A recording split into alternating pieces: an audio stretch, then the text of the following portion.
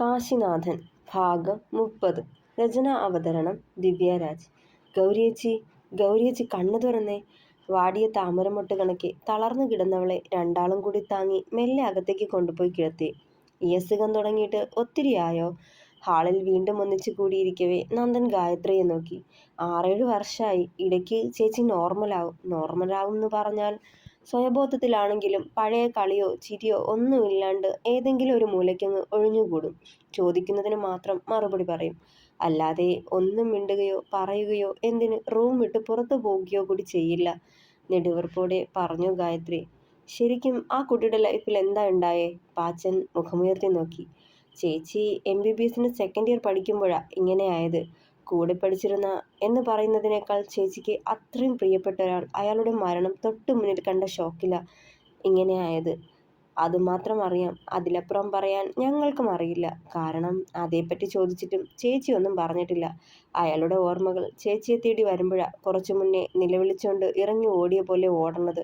അയാളുടെ പേര് കുഞ്ഞൂഞ്ഞെന്നറിയാം. അതിലുപരി ഒന്നും അറിയില്ല. അയാൾ പോലും അറിയാതെ ചേച്ചി ഉള്ളിൽ കൊണ്ട് നടന്ന പ്രണയമായിരുന്നു എന്ന് പലപ്പോഴും തോന്നിയിട്ടുണ്ട്. ഒരു നെടുവീർപ്പോടെ പറഞ്ഞവൾ.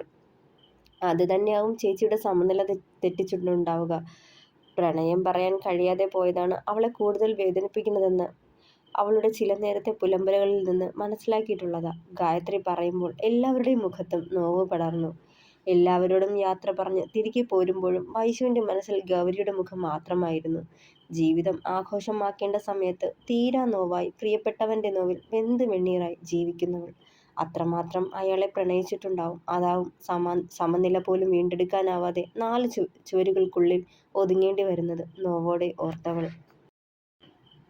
വീട്ടിൽ ചെന്നിട്ടും വലിയ സന്തോഷം തോന്നിയില്ല വൈശുവിന്. നടന്നതൊക്കെ അച്ഛനോട് പറയുമ്പോഴും മനസ്സിൽ ഗൗരിയെപ്പറ്റിയുള്ള ചിന്തകളായിരുന്നു. എന്നാലും അച്ഛേ, ആ കുട്ടിയുടെ അന്നേരത്തെ അവസ്ഥ കണ്ട് അസ്വസ്ഥമായതാ എൻ്റെ മനസ്സ്. എങ്ങനെയൊക്കെ മറക്കാൻ നോക്കിയിട്ടും ആ കുട്ടിയുടെ മുഖം മനസ്സിന്ന് പോണില്ല. എന്തിനാ ഈശ്വരൻ ഒരു മനുഷ്യന് ഇത്രമാത്രം കഷ്ടപ്പാട് കൊടുക്കണതെന്ന് ആലോചിച്ചു പോവാ. അവൾ ഭരതനോട് സങ്കടം പറഞ്ഞു. പറഞ്ഞിട്ടെന്താ മോളെ, നമ്മൾ ജനിക്കണ മുതൽ മരിക്കണത് വരെയുള്ള കാര്യങ്ങൾ ഈശ്വരൻ കരുതി വെച്ചിട്ടുണ്ട്. എത്രയൊക്കെ മാറ്റി ചിന്തിച്ചാലും വിധിയെ തടുക്കാനോ മാറ്റി എഴുതാനോ കഴിയില്ല. ദീർഘമായൊന്ന് നിശ്വസിച്ചയാൾ. 2 ദിവസങ്ങൾ വലിയ മാറ്റങ്ങളില്ലാതെ കടന്നുപോയി. കാശിനാഥൻ കൂടെയില്ലാത്തതിൻ്റെ വിഷമം പുറത്തു കാട്ടിയില്ലെങ്കിലും ഉള്ളിൽ അതങ്ങനെ കനച്ചു കിടപ്പുണ്ടായിരുന്നു വൈഷ്ണവിക്ക്. ഇടയ്ക്കും മുറയ്ക്കും ഫോൺ വിളിച്ച് സംസാരിക്കുന്നത് തന്നെയായിരുന്നു അവളുടെ ഏക ആശ്വാസം. പതിവ് പോലെ വൈകുന്നേരം വീട്ടിലേക്ക് വന്നു കയറുമ്പോൾ അച്ഛൻ ഉമ്മറത്ത് ഇല്ലാന്ന് കണ്ട് ചുറ്റും പരതി വൈശു. മുന്നിലെ വാതിൽ തുറന്നു കിടക്കുന്നത് കണ്ടിട്ട് അകത്തേക്ക് കയറി ആധിയോടെ. അച്ഛേ അച്ഛേ 4 പാടും വിളിച്ചു നോക്കിയിട്ടും ആളെ കണ്ടില്ലെന്നായതും ഭയം ഇരട്ടിച്ചവളുടെ. ആരുമില്ലാത്തപ്പോൾ വാതിലും തുറന്നിട്ട് എങ്ങോട്ടും പോവില്ലല്ലോ എന്ന ചിന്തയായില്ല മനസ്സ്.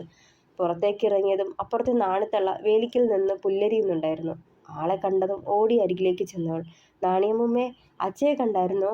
വെപ്രാളത്തോടെ ചോദിച്ചതും ഊവ്, ഒരു 10-15 മിനിറ്റ് മുന്നേ സഞ്ചിയും തൂക്കി റേഷൻ കടയിലേക്ക് പോവാന്നും പറഞ്ഞു പോയി. എന്താ കുട്ടിയെ? മുറുക്കാൻ കറ പുരണ്ട പല്ല് കാട്ടി ചിരിച്ചവൾ. അപ്പോ വാതിൽ തുറന്നിട്ടിരിക്കുന്നതോ? ഓർത്തതേ കാശിനാഥൻ്റെ മുഖമാണ് മനസ്സിലേക്ക് വന്നത്. 4 ദിവസം കഴിഞ്ഞ് വരുമെന്നല്ലേ പറഞ്ഞ്? ഇതിപ്പോ നേരത്തെ ഇങ്ങ് പോന്നോ? ഓർത്തതേ സന്തോഷം കൊണ്ട് തുള്ളിച്ചാടി അവളുടെ മനസ്സ്. ഞാനിപ്പോൾ വരാവേ. ചിരിയോടെ അവരെ ചുറ്റിപ്പിടിച്ചിട്ട് ഓടിപ്പാഞ്ഞ് അകത്തേക്ക് കയറി ചെന്നവൾ. റൂം തുറന്നു നോക്കുമ്പോൾ പ്രതീക്ഷിച്ച പോലെ ആളുടെ ലഗേജ് നിലത്ത് നിരത്തി വെച്ചിരിക്കുന്നത് കണ്ടു.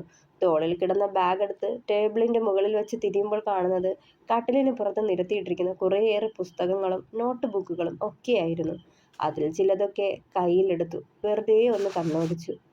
ഹ്യൂമൻ അനാട്ടമിയും ടെക്സ്റ്റ് ബുക്ക് ഓഫ് ഫിസിയോളജിയും സെൽഫ് അസസ്മെൻറ്റും അങ്ങനെ തുടങ്ങി കുറേയേറെ പുസ്തകങ്ങൾ. വെറുതെ ഒന്ന് കണ്ണോടിച്ചപ്പോഴേ തല കറങ്ങുന്ന പോലെ തോന്നി അവൾക്ക്. ഈശ്വരാ, എൻ്റെ കണ്ണേട്ടൻ എങ്ങനെ പഠിച്ചെടുത്തോ ആവോ ഇതൊക്കെ ഓർത്തുകൊണ്ട് അവയൊക്കെ തിരികെ വെച്ചത് വയറിലൂടെ അവൻ്റെ ഈറൻ കൈകൾ അരിച്ചെത്തിയിരുന്നു. ചെറുചിരി ചുണ്ടുകളെ പൊതിഞ്ഞതും അതേ നിൽപ്പ് തുടർന്നേയുള്ളവൻ. എന്താ വൈഷ്ണവി ടീച്ചറെ, MBBS കൂടി ചെയ്താലോ എന്ന് തോന്നണുണ്ടോ? തോളിലായി അവൻ്റെ താടി അമർന്നപ്പോൾ. അയ്യോ വേണ്ടേ, നിക്കിതൊന്നും വയ്യേ. ഇതൊക്കെ കണ്ടിട്ട് തന്നെ ബോധം പോയി. മെല്ലെ പറഞ്ഞതും കവളിൽ അവൻ്റെ കവിൾ ചേർന്നിരുന്നു.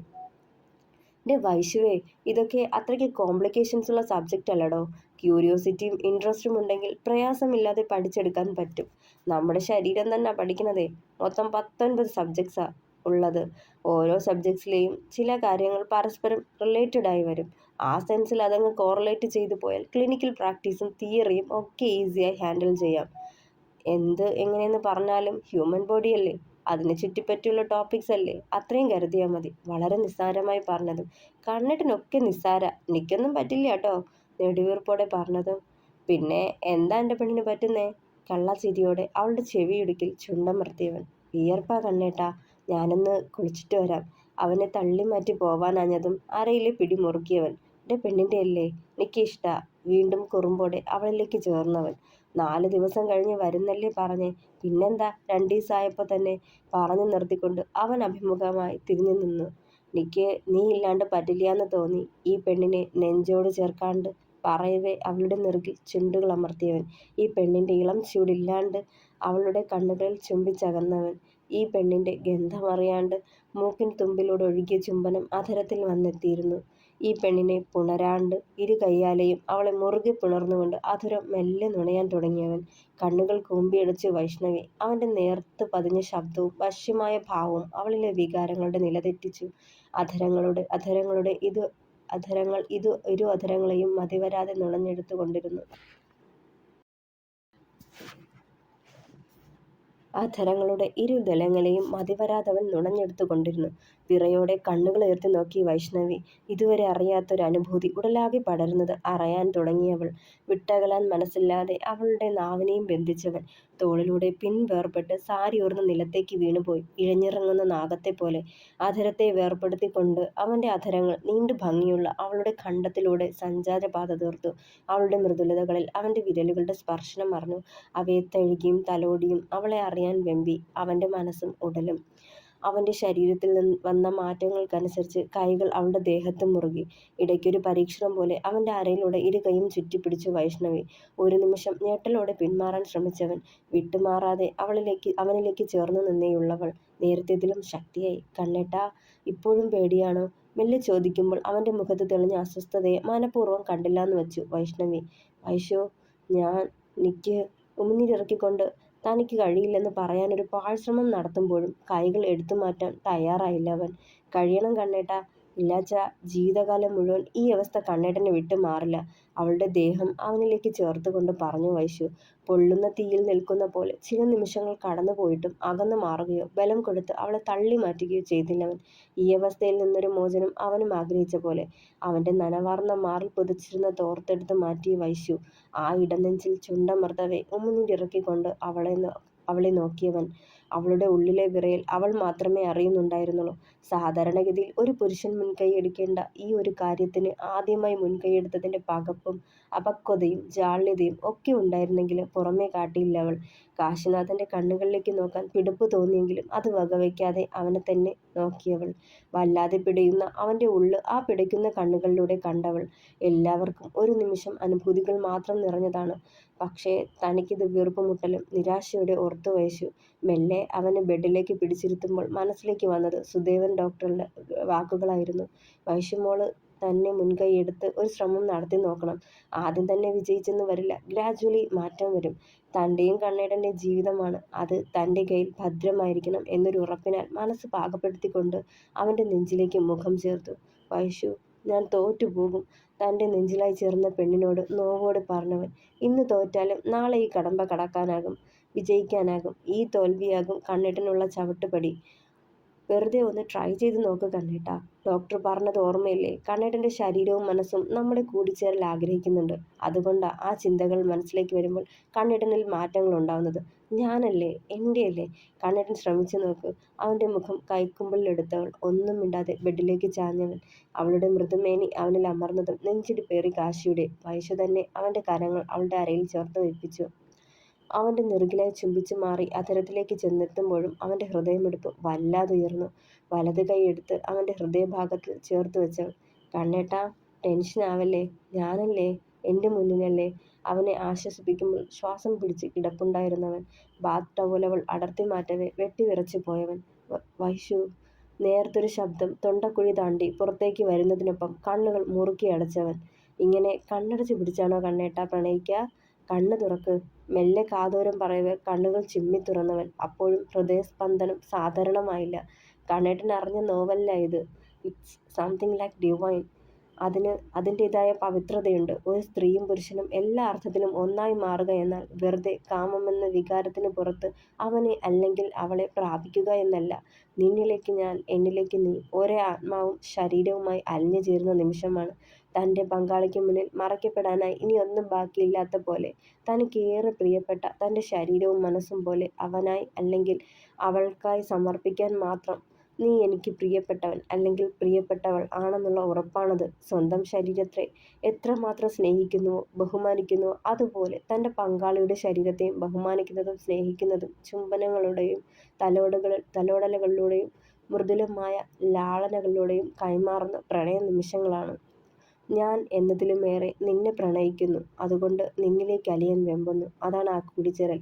ആദ്യ കൂടിച്ചേരൽ വേദനാജനകമാണെന്നാ കേട്ടിട്ടുള്ളത്. അത് സഹിച്ചും അവൾ അവനെ തന്നിലേക്ക് ആവാഹിക്കുന്നെങ്കിൽ അവർക്കിടയിലെ പ്രണയത്തിന് തീവ്രത കൂടുതലല്ലേ? അവളെ അവൻ അത്രമാത്രം പ്രണയിക്കുന്നത് കൊണ്ടല്ലേ അവൻ്റെ ജീവൻ്റെ അംശത്തെ ഉള്ളിൽ പേറാനായി മനസ്സും ശരീരവും അവനിൽ അർപ്പിക്കുന്നത്? ഒരു കുരുന്നു ജീവൻ്റെ ഉൽപ്പത്തി പോലും ഈ നിമിഷത്തിൽ ഉൾപ്പെടുന്നു. മറ്റൊരു ജീവൻ ഈ ഭൂമിയിലേക്ക് കൊണ്ടുവരാനായി ഈശ്വരൻ മനുഷ്യന് അനുവദിച്ച പവിത്രമായ ഒരു ഉപാധി കൂടിയാണ്. അതിൻ്റെ പവിത്രതയെ നഷ്ടപ്പെടുത്താതെ വെറുമൊരു ശാരീരിക സുഖമായി മാത്രം അതിനെ മാറ്റാതിരുന്നാൽ പ്രണയം കൈമാറാനായി മനുഷ്യന് വേണ്ടി ഈശ്വരൻ പടച്ച ഏറ്റവും മനോഹരമായ ഉപാധിയാണിത്. കാതോരം വന്നലച്ച അവളുടെ നേർത്ത വാക്കുകളിൽ ലയിച്ച പോലെ സ്വയം മറന്നവൻ ഒരു നിമിഷം. അവളുടെ സ്പർശനം അറിഞ്ഞപ്പോഴേക്കും ദേഹം തളരുന്ന പോലെ തോന്നിയവന്. സർവ്വനാഡീഞരമ്പും തളർന്ന പോലെ. കണ്ണേട്ടാ, ട്രൈ ചെയ്തൂടെ? വീണ്ടും പറഞ്ഞുകൊണ്ട് ബെഡിലേക്ക് കയറിക്കിടന്ന വൈശു അവളെയൊന്ന് നോക്കിയ ശേഷം അവളിലേക്ക് അമർന്നവൻ അതിലും വേഗത്തിൽ അവളിൽ നിന്നകന്നു മാറുകയും ചെയ്തു. വേണ്ട വൈശു, ഇപ്പോൾ വേണ്ട. നിക്ക് മനസ്സില്ല. കിതപ്പോടെ പറയവേ ദേഹമാസകലം കുളിച്ച പോലെ വിയർത്ത് കുതിർന്നവൻ. അവൻ ആ ഒരു നിമിഷത്തിന് വേണ്ടി തയ്യാറല്ലെന്ന് അവൻ്റെ പരിഭ്രമം കണ്ടപ്പോൾ മനസ്സിലാക്കിയവൾ. കണ്ണേട്ടൻ ഓക്കെ ആവുമ്പോൾ മതി. ഇന്ന് ഇത്രയും തുടങ്ങി വെച്ചല്ലേ, ഇനി മെല്ലെ മാറിക്കോളും പറഞ്ഞുകൊണ്ട് ബെഡിന് മുകളിൽ കിടന്ന ടവലെടുത്ത് അവനെ ഉടുപ്പിച്ചു. ഇത്തവണ അവളവൻ്റെ അരഭാഗത്ത് തൊട്ടപ്പോഴോ അവൾ അവനെ പൂർണ്ണതയിൽ കണ്ടപ്പോഴോ ഭയമോ പകപ്പോ തോന്നിയില്ലവന്. അനുസരണയോടെ വിധേയനായി നിന്നുകൊണ്ട്. ഇനി ഞാൻ കാണാത്തതായി ഈ ബോഡിയിൽ ഒന്നുമില്ലാട്ടോ കണ്ണേട്ടാ, കുസൃതിയോടെ പറയുമ്പോൾ അവൻ്റെ ചുണ്ടുകളും നേരിയ ചിരി വിളർന്നിരുന്നു. മെല്ലെ കട്ടിലിലേക്ക് മലർന്നു കിടന്നവൻ മഴ പെയ്ത് തോർന്ന പോലൊരു ശാന്തത അനുഭവിച്ചറിയുന്നുണ്ടായിരുന്നു. കണ്ണേട്ടാ, 1-2 തവണ കൂടി ട്രയൽ കണ്ടിന്യൂ ചെയ്യാം. അപ്പോൾ ഓക്കെ ആവൂട്ടോ. ചെറുചിരിയോടെ നിലത്ത് കിടന്ന സാരി എടുത്ത് മടക്കി ബെന്നിലേക്കിട്ടവൾ. എന്നെ ഈ അവസ്ഥയിൽ എത്തിച്ചവരൊക്കെ ഇന്ന് സന്തോഷത്തോടെ ജീവിതം ആസ്വദിക്കുന്നുണ്ടാവും അല്ലേ വൈശു? എന്നിട്ട് എൻ്റെ അവസ്ഥയോ?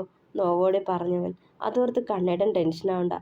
തെറ്റ് ചെയ്തവർ എന്നായാലും ശിക്ഷ അനുഭവിച്ചിരിക്കും. തിരിഞ്ഞു നിന്ന് കബോർഡിൽ നിന്ന് ഉടുത്തു മാറാനുള്ളത് എടുക്കവേ പകയോടെ പറഞ്ഞവൾ. തുടരും. ഈ കഥ ഇങ്ങനെയാണ് കേട്ടോ. ഇത് ഇങ്ങനെയൊക്കെ എഴുതാൻ പറ്റും. കാരണം കാശിനാഥൻ അത്രയും തകർന്ന ഒരവസ്ഥയിൽ നിന്ന് പതിയെ മാത്രമേ മുകളിലേക്ക് വരുള്ളൂ. അപ്പോൾ കഥ ഇഷ്ടമായെങ്കിൽ സപ്പോർട്ട് ചെയ്യുക, കഥ കമൻറ്റ് ചെയ്യുക, ഷെയർ ചെയ്യുക, കൂടെ ഉണ്ടാവണം. എല്ലാവർക്കും ഹാപ്പി ആയിട്ടിരിക്കും. Thank U.